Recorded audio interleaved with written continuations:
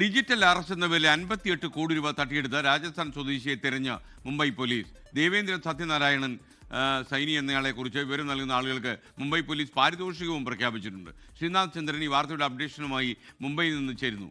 Sreenath, good morning. ശരിക്കും ഈ കോടി കേട്ട് നമ്മൾ ഞെട്ടിയല്ലോ, വിവരങ്ങൾ പറയും.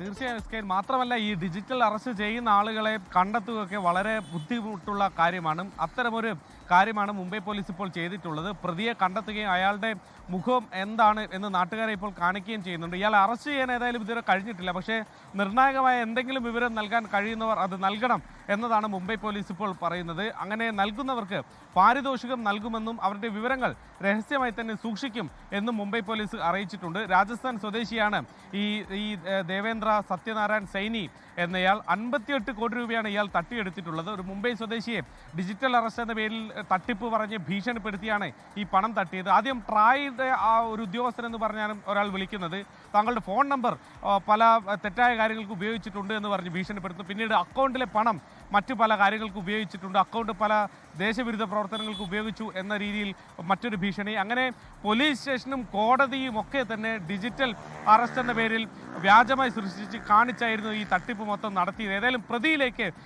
പോലീസിന് എത്താൻ കഴിയുന്നുണ്ട്. പ്രതി ആരാണ് എന്ന് തിരിച്ചറിയാൻ കഴിഞ്ഞു എന്നത് നിർണായകമാണ്. അദ്ദേഹത്തിൻ്റെ പടം ഒന്നുകൂടി കാണിക്കാം. പ്രിയപ്പെട്ട പ്രേക്ഷകർ എവിടെയെങ്കിലും വെച്ച് കാണുകയാണെങ്കിൽ മുംബൈയിലോ രാജസ്ഥാനിലോ ജയ്പൂരിലോ എവിടെ ഇപ്പോൾ സ്ക്രീനിൽ കാണുന്നത് ഈ തട്ടിപ്പ് നടത്തിയ ആളിൻ്റെ പടമാണ്. 58 കോടി രൂപ തട്ടിച്ചു എന്നാണ് വിവരം. കാരണം ചെറുപ്പക്കാരനാണെന്ന് മനസ്സിലായി, പഴയ പടം വല്ലതും ആണെന്ന് അറിയില്ല. എന്തായാലും പോലീസിൻ്റെ കൈവശമുള്ള ചിത്രമാണ് അവർ പ്രസിദ്ധപ്പെടുത്തിയിരിക്കുന്നത്. ഡിജിറ്റൽ അറസ്റ്റിൻ്റെ പേരിൽ 58 കോടി രൂപ തട്ടിയെടുത്തു ഈ രാജസ്ഥാൻകാരൻ എന്നാണ് വിവരം. അയാളുടെ വിലാസമൊക്കെ കൊടുത്തിട്ടുണ്ട്. അജ്മീറുകാരനാണ് എന്നാണ് നമുക്ക് മനസ്സിലാകുന്നത്.